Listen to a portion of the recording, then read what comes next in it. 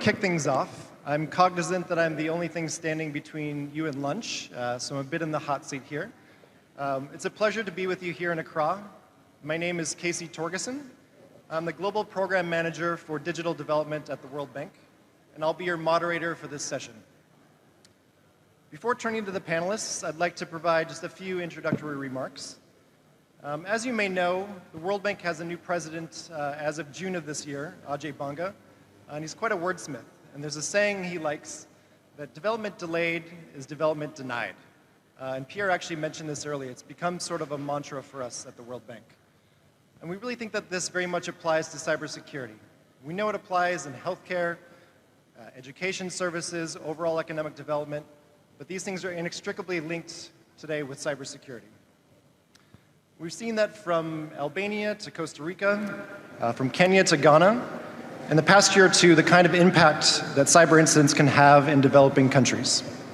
They can shut down entire governments for weeks, cut access to electricity for the most vulnerable groups, and globally our research shows that the costs to GDP are as much as 6% of annual GDP. So there's a sense of urgency here. Business as usual is not really an option anymore. And I know that's not a secret to anyone in this room. Cybersecurity is an area that for too long has been an afterthought in the race to support digital transformation. The development community must find innovative ways to reach the speed and the scale that we need to deliver better results. And that's why at the World Bank, we've significantly increased our commitment to cybersecurity, and we welcome the Accra call to action for cyber resilient development. In line with this, our Cyber Multi-Donor Trust Fund, administered by the bank, but with contributions from many partners who are here with us today, manages about $20 million in technical assistance programs on cybersecurity, including access to cybersecurity maturity assessments at the national level and development of action plans to boost cyber capacity and resilience. We're also expanding our global knowledge products. To give just a few examples, we have recently published a new methodology to assess cybersecurity maturity at the sector level, the SCMM.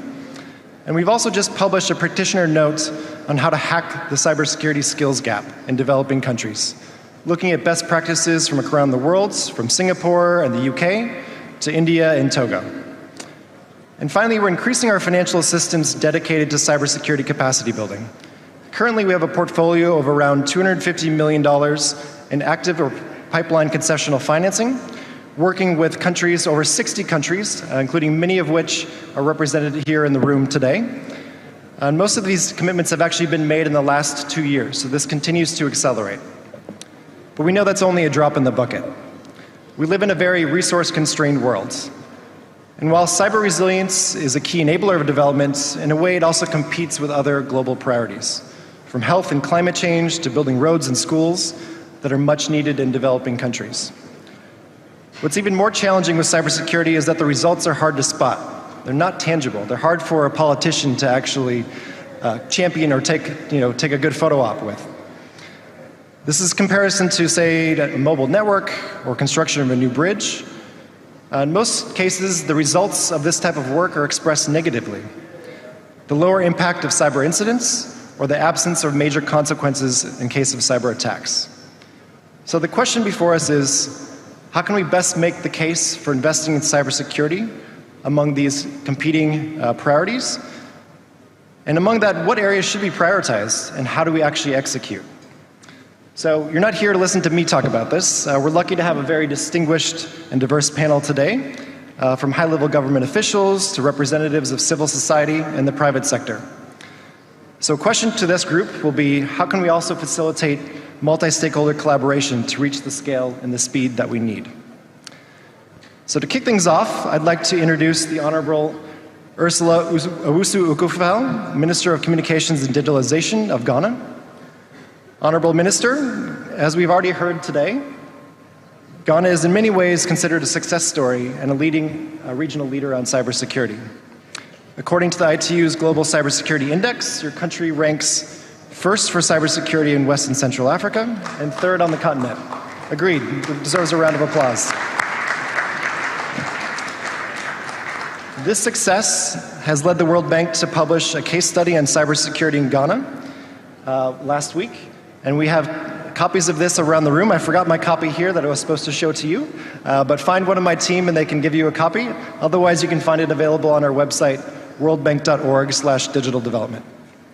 So without further ado, Honorable Minister, if you would like to take the podium, if you could tell us a bit more about the key steps your country has taken over the past few years to build your cybersecurity capacity and some of the lessons learned that others can adopt to build their own cyber capacity. Perhaps to create a bit of friendly competition and try to beat you in some of these rankings. With that, over to you, Honorable Minister. Either, or you're happy to go first.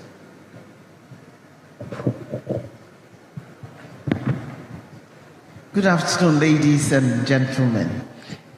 It's been an interesting few years since the Ministry of Communications was tasked with developing our cybersecurity and cyber resilience infrastructure in this country. A few things had been done before we took office in 2017, but not much. So we set up the Cybersecurity Secretariat within the ministry because we didn't have any governance structure. And I was fortunate to have met Dr. Albert Mbuesiako a few years previously. He was actually my lecturer and introduced me to cybersecurity when I was doing a course in conflict, peace, and security at the Kofi Annan Peacekeeping Training Center. So I prevailed upon him to walk the talk and move from the classroom to actually put into effect some of the principles that he had been teaching or imparting to us students.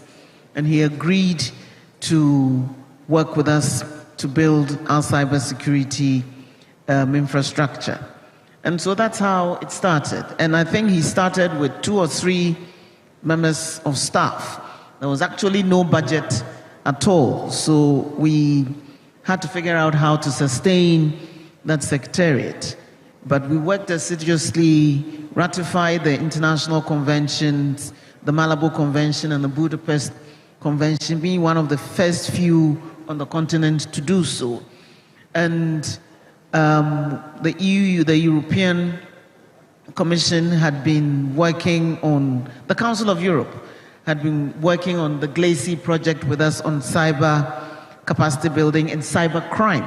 And so we built on that and built a cohort of trainers in country to assist us to train the judiciary, public servants, the police officers, law enforcement agencies on cyber crime. But cybersecurity is a whole lot more than cyber crime. And so building upon that, we recruited a few more personnel and upgraded the secretariat into a center, worked on passing the Cybersecurity Act in record time, I must say.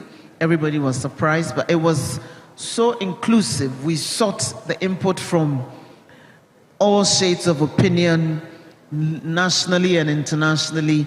And so every aspect of society owned the final outcome because they were part of producing it.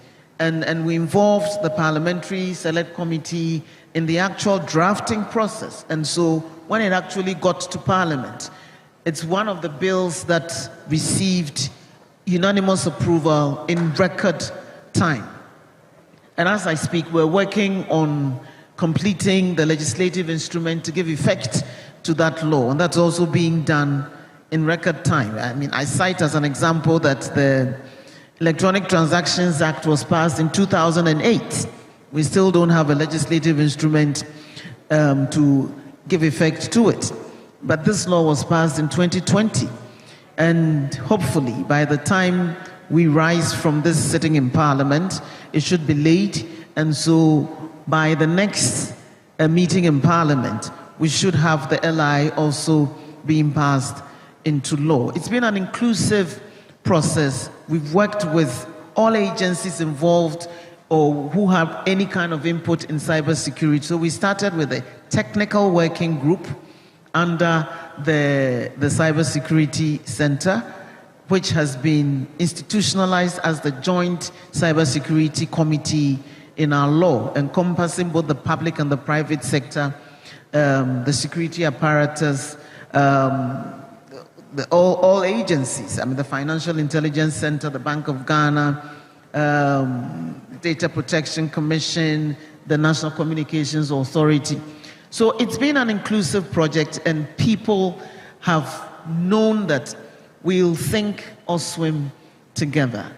And this deliberate effort on our part has been fueled by the political will that has been demonstrated by His Excellency the President and the Vice President as well. So despite the funding challenges and the budgetary constraints that we have, as the senior advisor and representative of the President spoke, told us earlier, in Cabinet, it's always a battle of finding resources and prioritizing scarce resources, but we always manage to get some funding for our activities. And the National Communications Authority has been very instrumental in supporting the activities of the Cybersecurity Authority. And the World Bank has also provided us with critical personnel, funding for critical experts and consultants that we need to facilitate this work. So one takeaway from our experience is that it has to be a collaborative effort from get-go. The ownership of the process has to be there from both the public and the private sector, knowing that whatever infrastructure you put in place is protecting all of us. Cyber attacks don't know the bounds of either it being a private business or a public business. The cyber criminals will go where they will if there is a loophole. And so we need to provide the defenses that will secure our digital infrastructure. And working together, even in the midst of our challenges, I'm glad that we've been able to achieve what we have done, which has received international acclaim and recognition as well. But that doesn't mean that we have arrived. We still have a very, very long way to go. We need to invest more in building the capacity of the Cybersecurity Authority. We need to invest more in developing our own ability to manage our digital infrastructure and wean ourselves from reliance on expensive consultants. And that is why this conference is so critical for us in the networking and learning from experiences of others and building alliances and reaching out to those who can assist us to develop the capacity of our young people to acquire the necessary skills in this very critical emerging area, which I believe, if we do, would enable us to not only secure our own digital infrastructure for us in Ghana, but the continent and globally as well. It's a fluid environment, and the skills can travel across borders, just as the cyber criminals travel across borders. And so we're actively seeking partnerships, collaboration, cooperation, both nationally and internationally, to grow this space, knowing that we're all in it together. And as we all know, a chain is as strong as its weakest link. We don't want Africa to be the weak link in the global cybersecurity chain. We want to be the glue that binds us all together, counting on our youthful demographic dividend, giving them the critical skills that they need and to enable them to get the jobs that they require, which are scalable and which will enable them to work flexibly from here and to anywhere else in the world. So in a nutshell, that's how we got here. We still have a long way to go, and we're working on it. Thank you.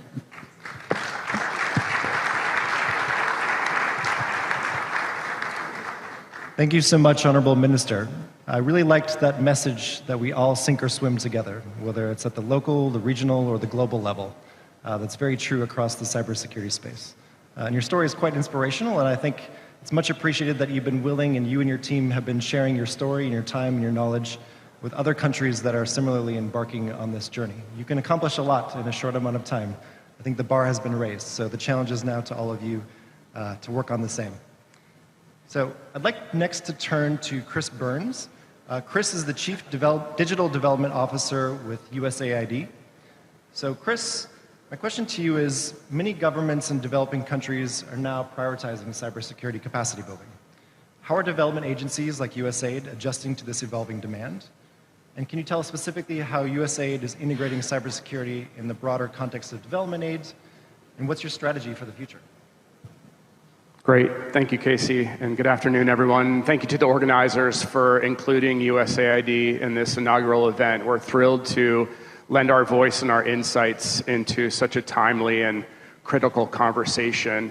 And I'll begin just by noting that certainly we all are well attuned to the shift in development in this era of digital transformation. Not only have we arrived at a moment where development is digital, but we've also acknowledged that we cannot be successful in meeting our development and humanitarian assistance objectives without embracing the responsible, holistic application of digital technologies in everything we do, which I think in and of itself has been a grand shift over the past decade. And when I think about that lens in mind, and a lot of that is laid out in our USAID digital strategy, where we are making sure that we are maximizing the opportunities and minimizing the very real risks, many of which we're discussing here at this forum, and also making sure that we're fostering open, inclusive, and secure digital ecosystems. It's that shift that I think of when I look at what the development community is now doing. And I look at it and I first ask a question of who and what are we securing? Is it government systems or the delivery of government services to citizens? Is it critical infrastructure in water and transportation and energy? Are we talking about financial institutions or fintech providers? Or are we talking about supply chain logistics and management? Maybe we're talking about securing frontline health workers and rural health centers and peri-urban hospitals and clinics that are routinely handling sensitive data. Maybe we're talking about securing vulnerable and underserved communities, such as smallholder farmers and women-led households. Or maybe we're actually talking about securing people who are coming online for the very first time and trying to navigate a complex and maybe an intimidating new world. And regardless of across that spectrum of where you look, and you might look at just one of those, or it might be all of them and probably then some, I suspect you're going to arrive at a very different answer of what it takes to secure each and all of those. That's what the development community is doing. It's trying to figure out across everything we do, across all the sectors and geographies where we work, how we tailor and custom that cybersecurity and cyber resilience for each of those entities, for each of those operations, in order to look at it in a collective. And I would say that up until now, it's been pretty organic. And I'd love to see it shift to something more strategic and intentional, and I think we're there.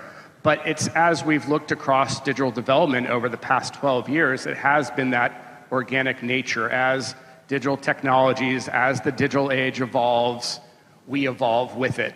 Hopefully we can actually catch up to that evolution a little bit, because I think when we're talking about cybersecurity, it's here in particular where we have that profound opportunity and I think a responsibility to do so. And it's how USAID has been looking at it in particular. Certainly we've been taking note of late of some of the very unfortunate cyber attacks in the industry over the last couple of years, such as with the International Red Cross and Save the Children and others, and really learning from them of how they are responding and actually making it now okay to talk about what happens in the face of a cyber attack or how to mitigate a future one. And so at USAID, as we think about development as digital and therefore development as cyber, there have been a number of things that we've been doing the last couple of years. We're playing catch up, just like I think many here in this room, as the Honorable Minister noticed as well.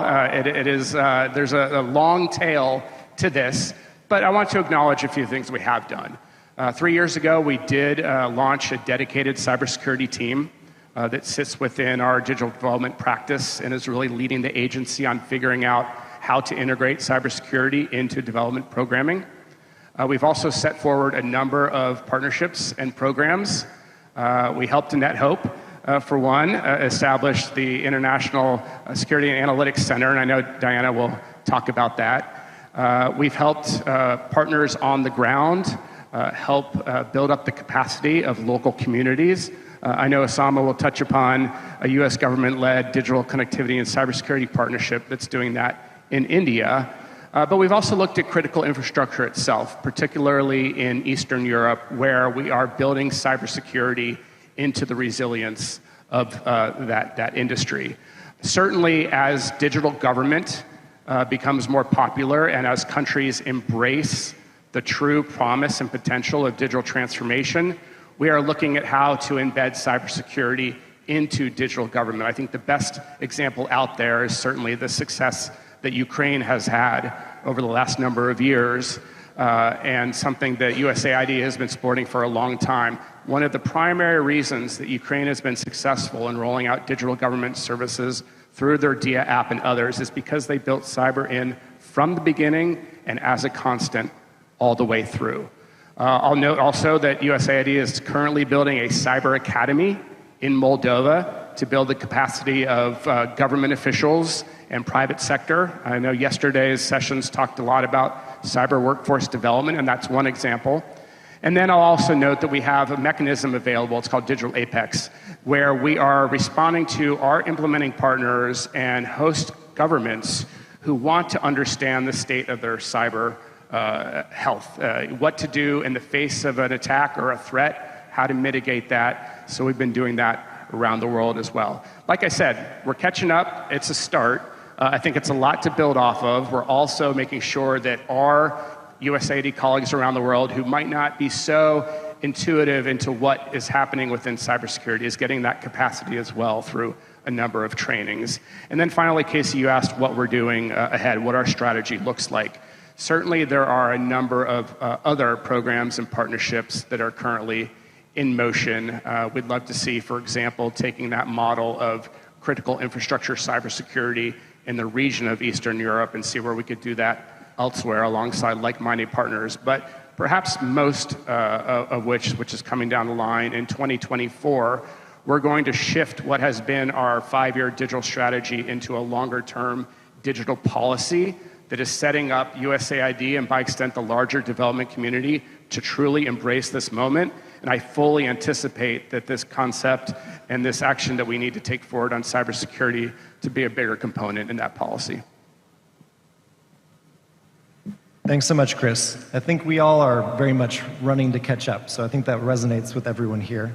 And I liked the idea of moving from a more opportunistic or organic engagement to a more structured and strategic approach. I think, again, that's something that we're all evolving and aspiring to, so hopefully we can get there. So now I'd like to jump to the end of the stage and turn to Osama Manzar, who's the founder-director of the Digital Empowerment Foundation. So Osama, our experience at the World Bank shows that civil society and nonprofits play a key role in cybersecurity capacity building. From India and Sri Lanka to Nigeria and Togo, we've seen firsthand the results they can deliver. Now the question is, how do we reach the speed and the scale we need, and how different stakeholders can best cooperate together? Can you share your insights on these questions? Thanks. I hope I have more time than others because of the population of my country. I was just calculating, in India, the cyber crime happens, which is more than many populations of the countries. I was Googling, and it's one of the statements said that 100 crimes per hour. In April earlier this year, there was 700,000 call recorded for cybercrime. But let me take you to certain kind of ecosystem where the India is known about, multicultural, dimensional states, community on the ground. And one of the story is that there is this village which is totally unconnected and in the middle of the country called Chhattisgarh, and the name of the village is Tulsi. But they have forgotten what the name of the village was, because the new name of the village is YouTuber village. because they have 1,100 YouTubers in the village. And they keep taking their mics and camera and mobile to the hillocks and here and there to keep recording, just because one person became very, very famous YouTuber.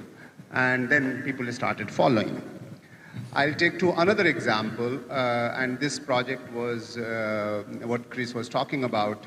There is this lady I personally experienced in Jharkhand, one of the states, and this lady was trained by us and she had no smartphone. And after 6 months of having borrowed the smartphone from her husband, I asked her that, how are you feeling now? Do you give the smartphone back to your husband every day? She said that I can leave my husband but not smartphone. Because she got, and she was helpful for her work and she used to it and everything, right? Another village in northeastern India, the entire village is taking MFI loans to buy a smartphone just because they think it is extremely important. And all these examples I'm giving you are different language, different ecosystem, and so on and so forth. And then in the middle of this, there is a district in Jharkhand which is called Jamtara, which has got the world's highest cyber fraud and crimes living in villages. So much so, they have training institute for cybercrime. And there is a job availability and people get admission by paying donation, for that one. And now there are 23 such districts in India which has got an informal institutional mechanism to learn how to do cyber frauds. And incidentally, these are not techies. These are social behavioral experts. How do you call? How do you, basically coerce people and things like that? How do you convince people to give up their numbers and so on and so forth? Jamtara, by the way, is one of the most famous web series on Netflix, is also by the same name. It has become so popular. Going back to the cybercrime recording, 74% of all the cyber fraud and crimes in India has been recorded as finance-driven or financial-driven. Incidentally, 99% of all financial transaction in India happens with UPI. It's a new technology and platform that is being used, and also government is talking about exporting it. But 49% of all financial frauds happen on that platform, or because of that platform, because it's totally emoji-based, which is QR code-based and things like that, right? The person who is doing transaction doesn't know. What I am actually trying to say is that in an unconnected country like India, which is 50% people are not even internet users, 48% people who are using internet, only, 33% of the connected user use transactions, yet we have such a huge issue of cyber capacity building issues, right? Who do you really do? Because it looks like that those who are connected and those who are not connected, everyone needs capacity. Everyone needs capacity. One is how to use when you are connected. One is how do you not use when you are not connected, because misinformation and fake news affecting those who are not connected, right? What kind of information you forward, what kind of information you receive, and so on and so forth. Whether you click your first message or not. You have just connected and somebody is saying you don't have electricity at home. And the person never had electricity in any case, but clicks the button that I will lose the electricity. Just like notification issue, right? So, I would like to stop there by giving all these examples. Actually, when the more and more I see this whole issue of cyber capacity, I see less technological issue, more behavioral issue, more cultural issue, more social issue, more normative issue. So I was just thinking that we really need to have, social, mental, psychological, financial, behavioral capacity building, because that is where the effect is. That is the area that is being not considered as trainable or easily trainable. You know, it's very easy to give you these 5 apps, use, do not use, but the point is that, you know, I will stop using those 5 apps, but another day some new apps will just steal my data. So what do we do, you know? So, and I see that there is very little that we use in cyber capacity building going hyper-local in terms of creating cadre. And that's what my call would be, is that can we create a system and mechanism, and I was reading Accra call very, very strongly, is that can we create a hyper-local, cadre-based, community-based expertise to take care of it? Because at the end of it, technology will keep on changing, messages will keep on changing, platforms will keep on changing, their behavior will keep on changing, but somebody needs to know at the gatekeeper of information who can give us the real knowledge. I will stop there. Thank you.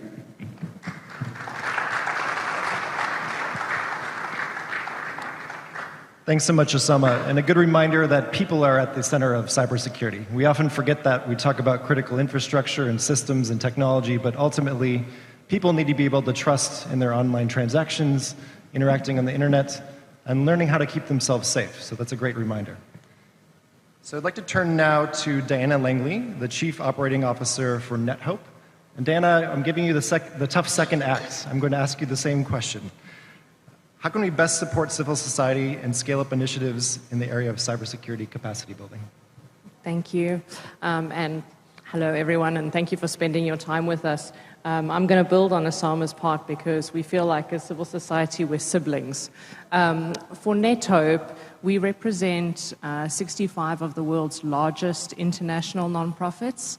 And to give you an idea, that's people like Save the Children and ActionAid and Oxfam and World Vision and Doctors Without Borders, etc. And actually what we're finding in that space is a lot to do with, yes, they're having to respond to the issues right now. They're having to be the service of the last resort. They're the clinic in the last mile, but that clinic is attacked by even nation-state actors. And something that is not widely known by most people is that, for example, last year Microsoft reported that think tanks and NGOs are the second most targeted audience by nation-state threat actors. That's more than, for example, big IT would be attacked by other government actors. So in that context, what you're finding is that international nonprofits are both trying to build the capacity of other people whilst trying to protect themselves.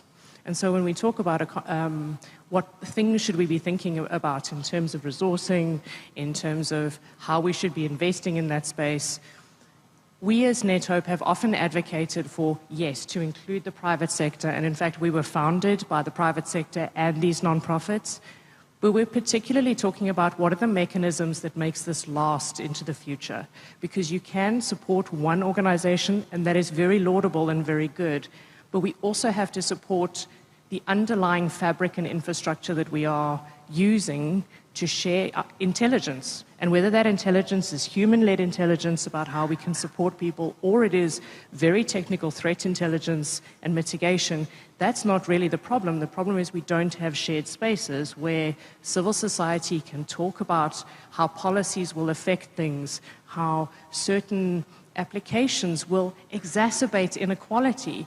That needs to be part of the dialogue with all of us. And so I'm really grateful for this space here because this is one of them.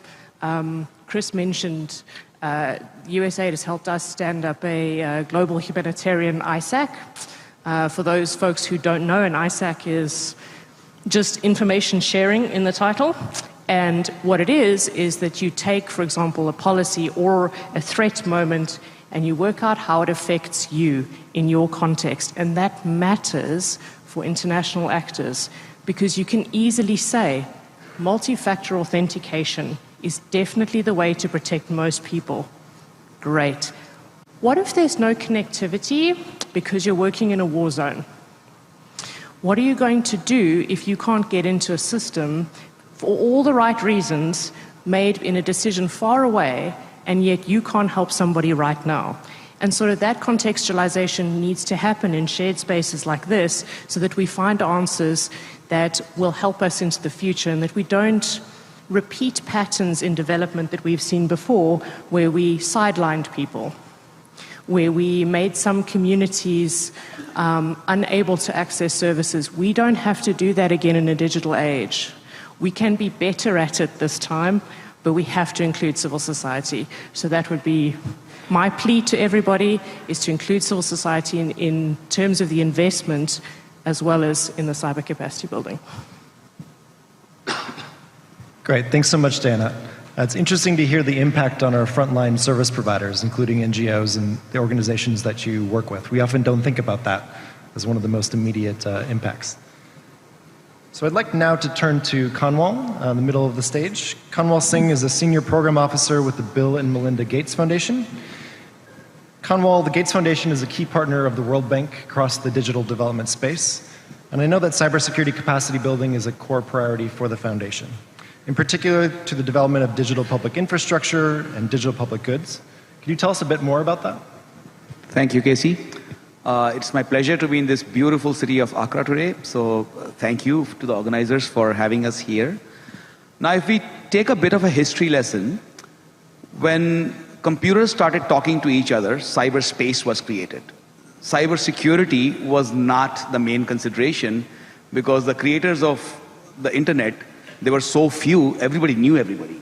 So cybersecurity started emerging as digital technology started scaling big time. Now, one might wonder, why does the Bill and Melinda Gates Foundation care about cybersecurity? Let's take a look at what grabs the headlines. So when money is lost, for example, the Bank of Bangladesh heist, or when data is lost, for example, Yahoo or Equifax or many of those breaches that we hear about, or when there are disruptions in services, like those caused by NotPetya, WannaCry, these sort of viruses, these things grab headlines. What is not highlighted is the fact that the cybersecurity context for the poor is equally, if not more urgent. There are 1.4 billion people in the world who don't have a formal financial account. As they begin to transact through things like mobile money or UPI, like Osama mentioned, these are generally first-time digital users. They live in mostly rural settings, may have challenges of literacy and digital skills. And it's not only them. If I look at myself, when I log into my work laptop, first you enter a password, then a screen pops up saying open an app and put in this number, secret number. But before you can put in the secret number, you have to put in the phone password. And this whole thing with passwords is, make sure you can't remember it, but also don't write it. I mean, that's what's happening with the digitally skilled people. And so if, like Osama mentioned, and Chris mentioned, I think, people are at the center of cybersecurity. So this, when people start transacting through these new channels, using telco infrastructure, using fintech-based providers, there are new business models at play. This creates a whole new threat model for low-income populations. And we have to be cognizant of that. Cybersecurity is not created equal for everyone. It is different. It must be customized to country context. So that's about threats. Now, if we look at challenges, let's take a system-level perspective on cybersecurity. And if we look at the users, clearly cyber hygiene is a problem. I mean, the burden today is mostly put on users. Remember your password. Make sure you use multi-factor authentication. Make sure you do this. Make sure you don't do that. Make sure you don't tell the OTP to anyone. I mean, the cognitive load on the user is quite high. If we look at providers, they are struggling with costs, capabilities, and capacities.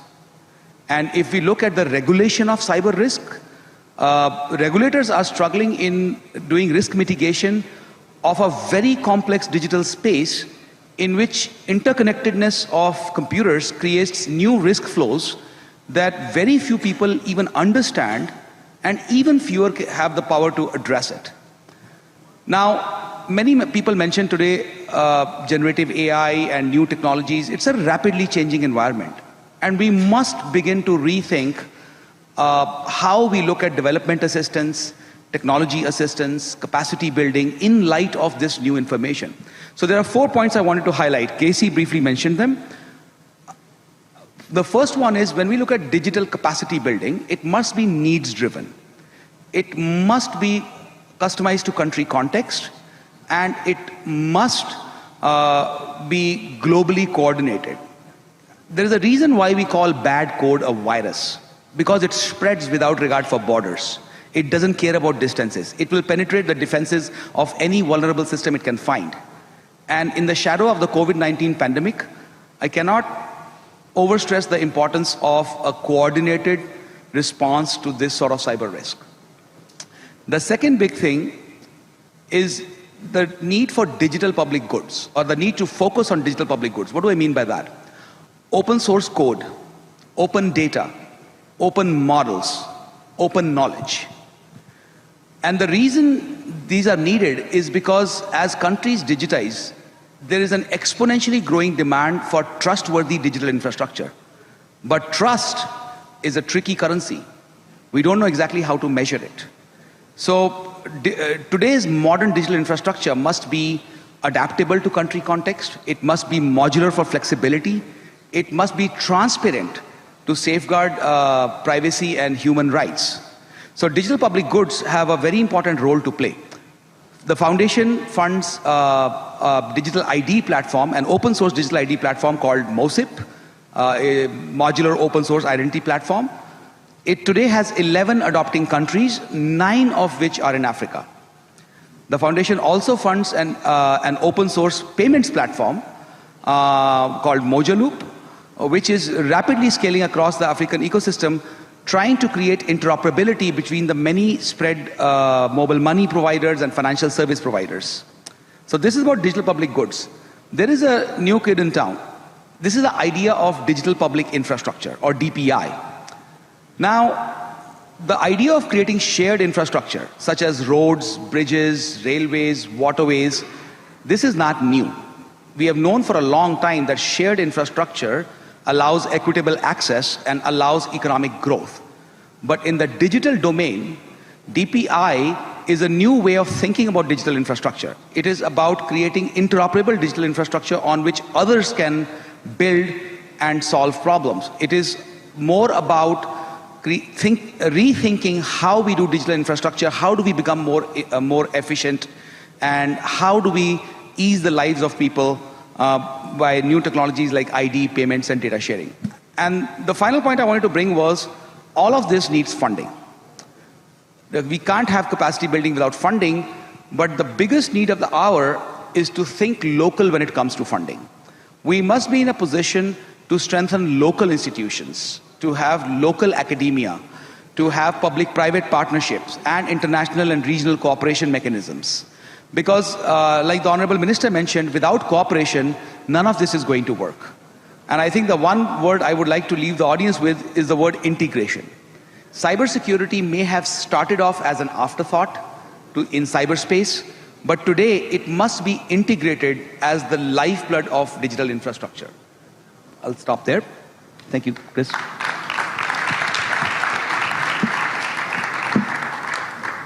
Thanks so much, Kanwal. And I think the problem of how do we protect people who are coming online for the first time is a key question and something we need to think about. And the idea of having open public goods and integrated systems is also key, given the scale of the challenge and how we can meet the moment.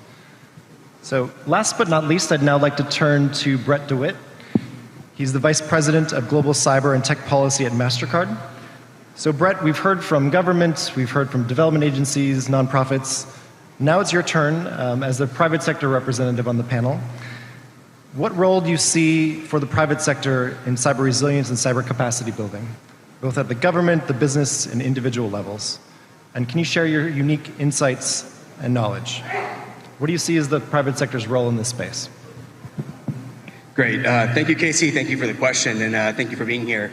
I'll say, so Mastercard, as a global organization, understands the huge importance of working with governments and NGOs and others in the private sector to enhance the shared security of our global digital ecosystem. And we are committed to investing hugely in not just digital inclusion, but very importantly, secure inclusion to enable sustainable development that will protect people from fraud and global cybercrime, that leverages emerging technologies like artificial intelligence and quantum computing and that ensures trust in the digital economy. And just a statistic kind of show you the amount of heavy investment that Mastercard is making into cybersecurity. We've invested $7 billion over the last 5 years in cybersecurity, and that investment continues to exponentially increase as we continue to double down on the security investments, leveraging new technologies, data analytics, and then extending that through financial and digital inclusion mechanisms. As we continue to close the digital divide, it's really essential that we make sure that cybersecurity is baked into the extension of digital transformation in all services as they are being deployed. And it's really important that we understand that consumers, especially more vulnerable populations, should not be burdened or be held liable when poor technology products and services don't have that robust degree of cybersecurity. It's really important that technology meets the gold standard with high degree of privacy and security on standards before deploying. And it's important that those technologies also get to the hands as we extend for digital inclusion purposes. Because without this, the risks include increased fraud, more victims, ransomware attacks on small, medium-sized businesses which are already increasing exponentially, stifle the innovation growth, cost of the economy, and really seriously just an erosion of trust in the overall digital economy, which helps nobody. So at Mastercard, we see 3 key global cyber challenges that we are trying to address and working through partners. Real quickly, first, growing complexity of cybercrime. We are seeing that the adversary, the criminals, are using innovative tactics, using like cybercrime for hire, using the dark web for sharing of information. And we're seeing that the global threat trends, that a crime originating in one part of the world within milliseconds is hitting and targeting a citizen in another part of the world. And so how do we rapidly, within milliseconds, detect that fraud and shut that down to protect the consumers? Second is security fragmentation. You see around the world various frameworks being developed, different cyber incident reporting rules with different timelines, different thresholds of what a cyber incident is. Is it a significant incident? Is it a qualifying incident? These things don't help our overall security posture, and it increases, its gaps. It leads to duplication and just lack of interoperability overall. And last is just the growing cyber talent gap that everyone faces. It's a shared resource that we all need, public and private sector, and we all must invest in our future and invest in the pipeline that will, not for young people, but also mid-level professionals to be upskilled and trained in the digital economy for the future. And solving the global challenges cannot be done alone. And this is why we need to invest in robust public-private partnerships to do so. And these partnerships include literally everybody. It's from working with policymakers, regulators, NGOs, academia, law enforcement, standard body organizations, think tanks, truly everybody, so we can solve these challenges. And as we think about this, we should have both global solutions, but really importantly, regionally driven solutions that will help with implementation and that can build trust at the local level. So we really need capacity building efforts to further mature governance frameworks for stronger, more robust public-private partnerships. Because when we do bring together our respective communities, everyone benefits from the sharing of knowledge and expertise, and we each have a critical role to play. And as we look at it, as we all see a piece of the pie, we all have a role in the broader economy, and together we are stronger. Together we can do more. We can divide and conquer, and we can, combat the adversaries and the cyber criminals that we are facing. So how are we, Mastercard, taking action here? We mentioned the challenges. And so at Mastercard, we call them our 12 big ideas for public policy advocacy. And they're really focused and fall in 3 core buckets. The first is what can we do working with partners to enhance our collective defense. This includes working with critical infrastructure owners and operators, cross-sector, the comms sector, financial services, energy, and exercising. Because when that cyber incident happens, we must be ready, we must be trained, we must know who to call when that happens. And so we're investing in the training for that, for when those incidents were to happen. We're also working with NGOs like the Shadow Server Foundation. That's an agnostic cross-sector sharing of threat information that can be shared and disseminated to protect the broader ecosystem. And we're also looking at programs like that focus on gig worker that allows skills to be transferred from one company to another into the government, working with other organizations. Second bucket around actions that need to be taken is promoting globally aligned cyber practices. So at Mastercard, we're partnering with NGOs like the Global Cybersecurity Alliance that is helping small, medium-sized businesses with free tools that they can use so they can secure themselves. And the more we can get those tools out, the more secure we will be. And especially with recent ransomware attacks that are on the rise, we need to get these free tools to the hands. And working with partners like GCA, we're able to do that. Also, at Mastercard, we have our STRIDE program where we've committed $25 million to help 5 million small, medium businesses access secure digital tools. And so it just shows you the breadth and scope of how we work with partners to extend the cybersecurity and the security of the digital economy. Other efforts we do in this space is, for example, within financial services. Obviously, we're very heavily regulated as a sector, and so we've been working with our regulators around the world to align to the ISO standards. It's called the Profile, the Financial Services Profile, that's really led by the Cyber Risk Institute that's trying to bring together essentially a blob of standards that meet the high bar for security privacy, that addresses regulatory concerns, but also helps to keep the financial sector ecosystem safe.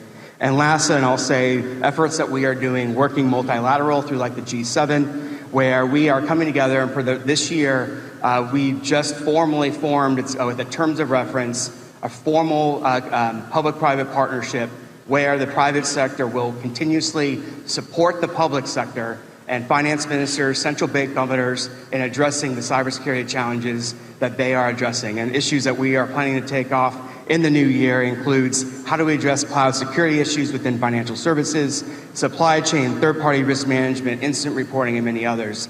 But this just shows you, I think, the maturity and scale of partnerships and how together we can do more. And last, I'd say building the cyber workforce. Just giving you an example, just recently, we just announced this last week our updated partnership with the Nanyang Technology University in Singapore. This is where we're collaborating with the academic institution on skills, research and development, master's programs. We have our Girls for Tech program. It's our signature STEM education that helps train girls from ages 8 to 14. All the curriculum we have online, so it's accessible for the world to have. But that is our way of trying to push that out there so others can leverage. So what this comes to is Mastercard is committed to building strong public-private partnerships and networks of communities of stakeholders who can act together, make a difference, and drive sustainable, lasting impact.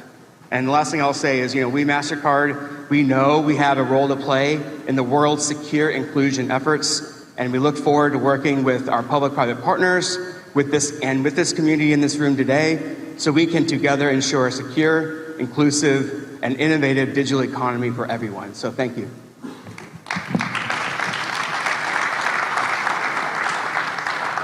Thanks so much, Brett. And I really like the idea of this collective defense and collective resilience, especially given that private sector entities like Mastercard have operated in the billions in terms of the investments in cyber, whereas development institutions, governments are working with millions. So we have a lot to learn from you and a lot to gain from different partnerships. So now before I turn to a second round, a very quick round, as I see a lot of hungry faces in the audience, I'd like you all to think about some questions. We'd like to reserve a bit of time at the end for Q&A. But with that, I will now turn back to the panel for a couple of quick questions. I will direct some of these to some of you specifically, but others feel free to jump in if you'd like to comment as well. And just a note for the Honorable Minister, regretfully she did have to leave for an important parliamentary vote. So we're not only keeping you from lunch, but also from important parliamentary matters. So we'll try to keep this on track here. So my question to the panel is, I mentioned at the beginning the fact that we live in a resource-constrained world, and cyber is oftentimes competing with other priorities, especially in developing countries in the development context. What are the best practices or examples or insights you have in terms of how we can advocate for additional cybersecurity resources within this context? And I'd like to start with Chris, but then others kindly jump in as you would like as well. Thanks, Casey. Can there be aspirational best practices? I'll offer three. First, I would change the narrative. I would emphasize that cybersecurity need not compete with other priorities and for what is certainly finite resources. Certainly, when we look at it, cybersecurity is not an add-on.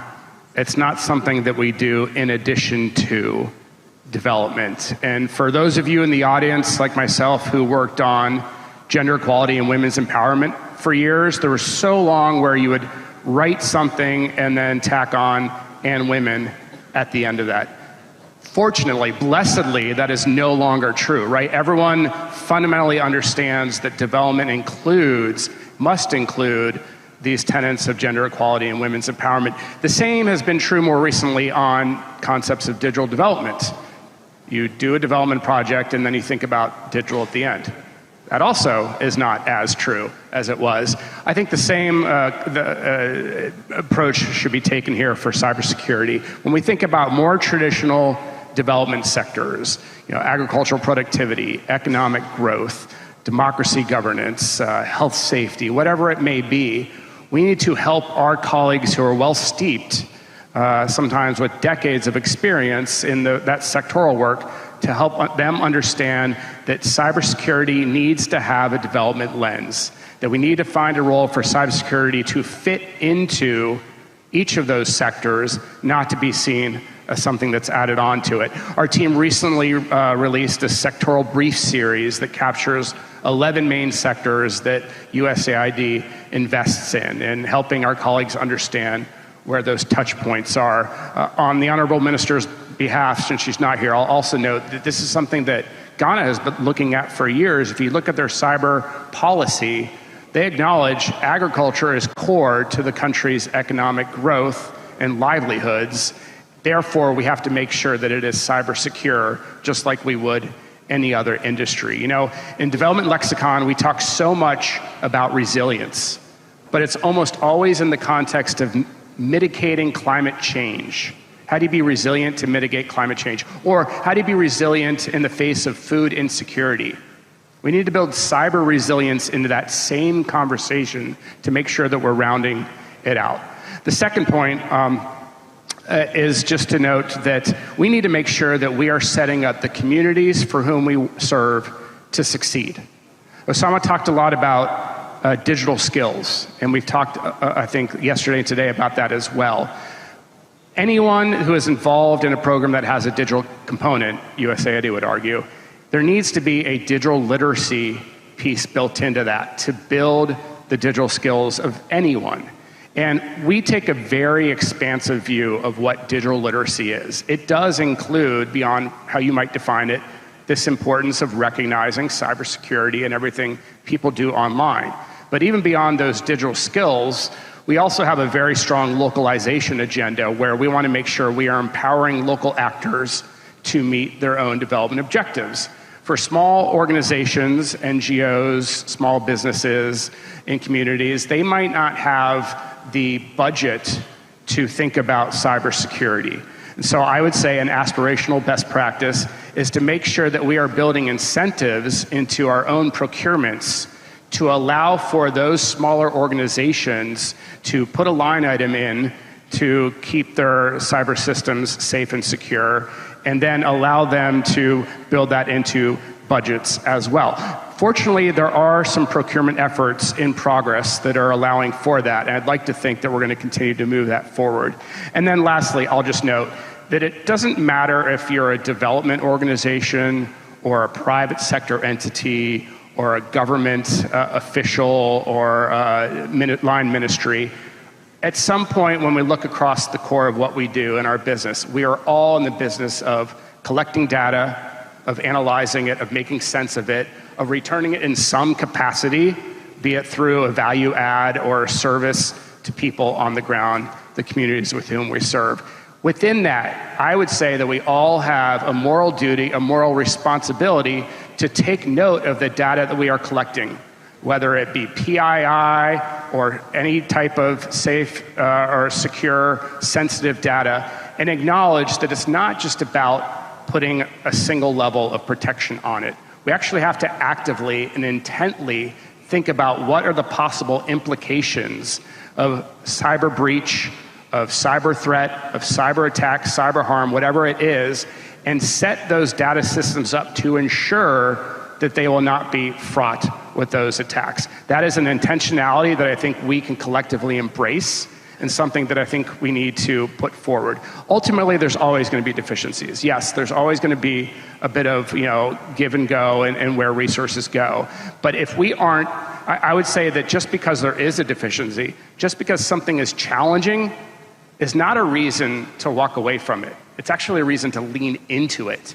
And that's where I would think that we as a global community, both here in this room and around the world, can empower ourselves, our organizations, our communities, our partners to do that together. Thanks so much, Chris. Unfortunately, the timekeepers and the powers that be tell me we need to wrap up. So sorry to cut the discussion short, but I would like to leave time for one question from the audience. The first person to raise their hand or to catch my attention, I guess we can go with that.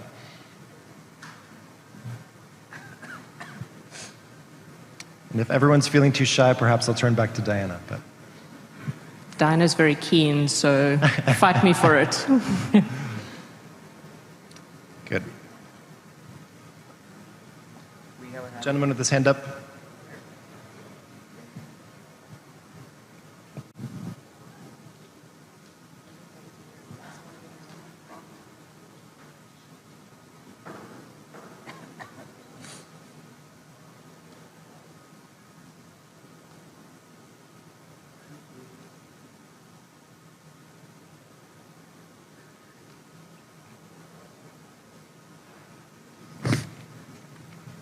Thank you, thank you. My name is Dr. John Kani.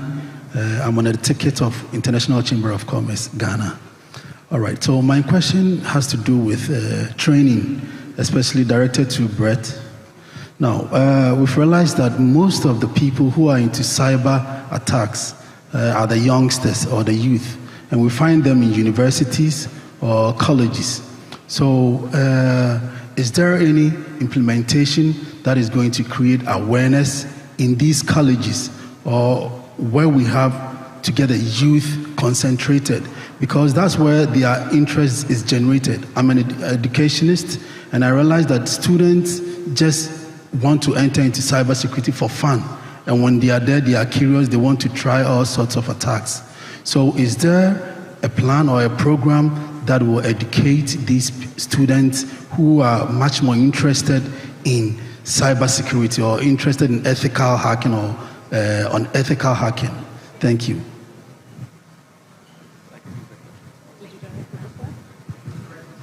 Brett, I think it was to you.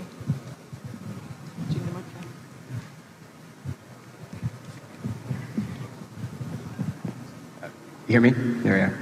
So I think I understand the question. I think the question is, I was just going to repeat back, is to what degree are the trainings and curriculum that universities have mapping into the skills needed in the workplace? I just want to make sure I had that question correct. Yes, great. So it's a great important question, because if you come out of university, you have a 2-year or 4-year degree program, you want to make sure that there's a job waiting for you and how to do it. And so what we at Mastercard have been doing is we've been mapping our job descriptions and what we do to a common profile. It's the NICE framework that it's a framework that's been adopted. I know Mastercard, we committed, this summer of migrating all of our job descriptions to meet this more integrated framework that's more globally recognized as specific job descriptions, so then universities can map to that. So that's something that Mastercard has committed itself doing, because obviously we want to be very clear in the talent that we're recruiting, but it's important for the broader ecosystem too, that private, public entities have that mapping. So you can, if you have these skills, you are qualified for the job. Thanks, Brett. Dianna, last word to you. I think we're out of time, so I'll give you the last word. Exciting. I just wanted to add to the part about investment and how we think about it is what is a problem in this space is how short the investment times are.